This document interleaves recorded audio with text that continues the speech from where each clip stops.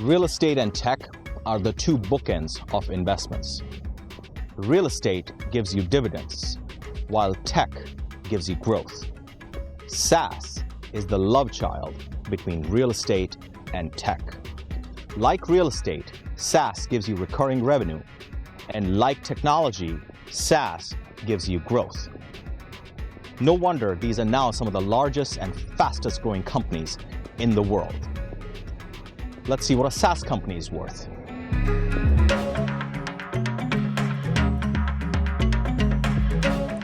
Hi, I am Bharat Kanodia.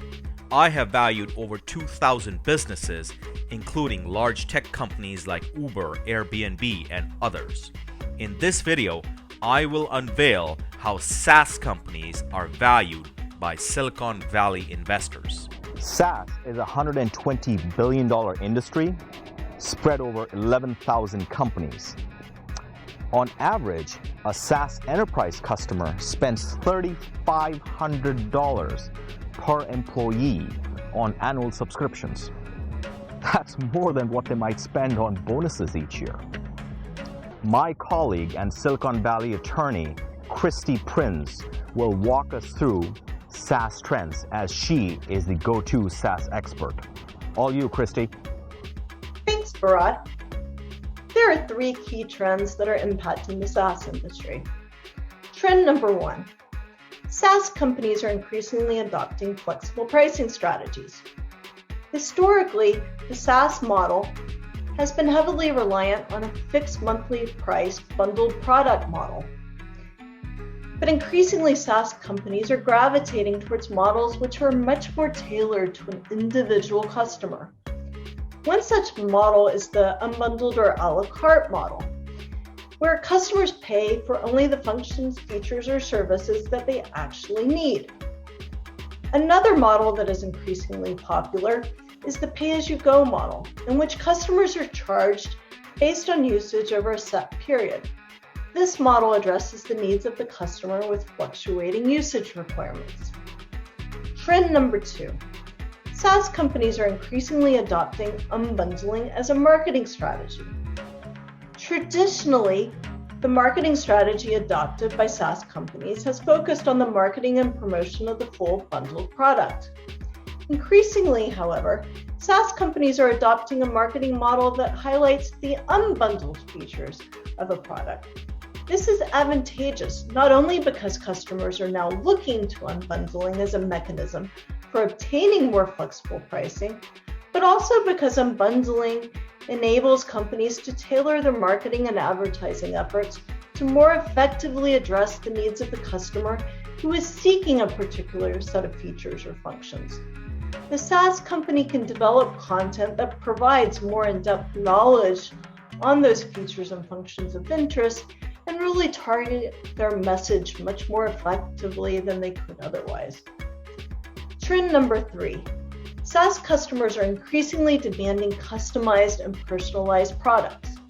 Historically, SaaS products have been built to meet the needs of customers with features and functions that would be offered generally across the entire customer population. However, SaaS customers today expect that products be customizable and capable of being personalized to their specific needs.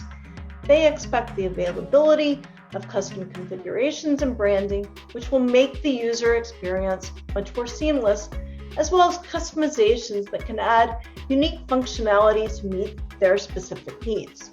They also increasingly expect the availability of integrations with third-party software, as well as a selection of add-on products and services that they can turn on and off as required by their needs. Back to you, Bharat. Thanks, Kristie. Great to have you.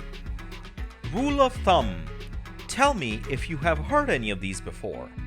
The Rule of 40 benchmark, where the goal is to have profit plus growth greater than 40%.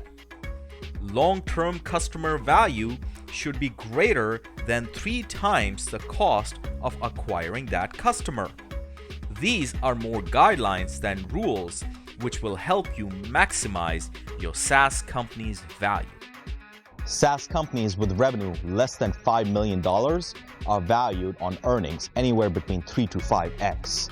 If the company has revenue more than $5 million and over 50% year-over-year growth, that company is valued at 5 to 10x on revenue. These companies are investing their earnings on long-term growth, which gives delayed but exponential returns.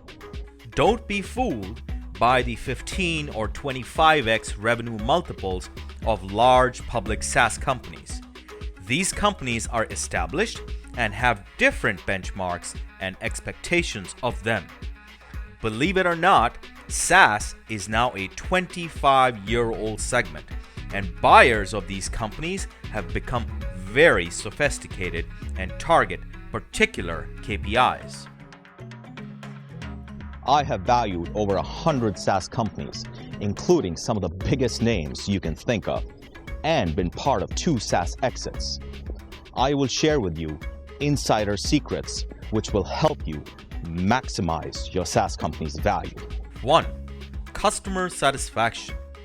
This factor includes 2 metrics: churn and growth. Churn is the rate at which the company may lose customers.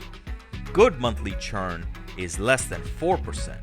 Mediocre is between 4 and 8, and anything above 8 is considered poor. Growth is the second metric.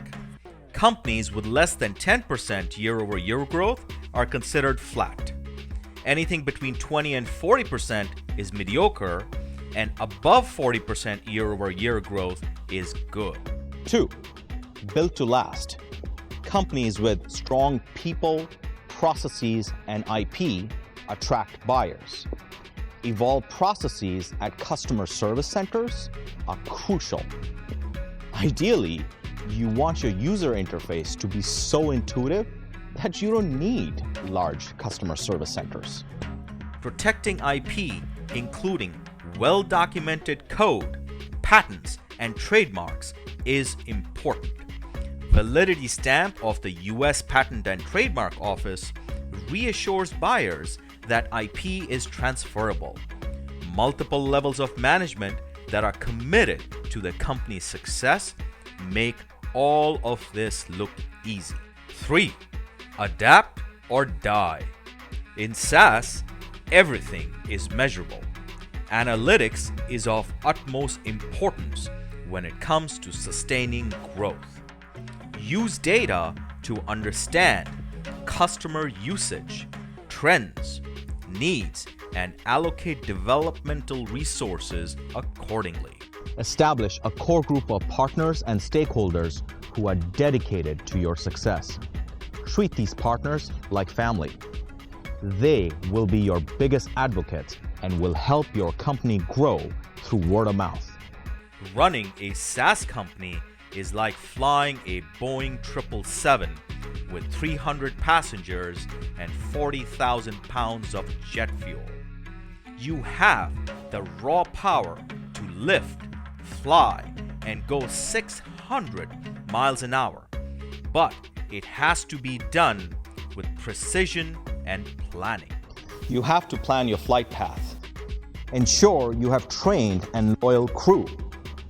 Keep your passengers safe, comfortable, and informed, and have open communication with ground control and nearby aircrafts.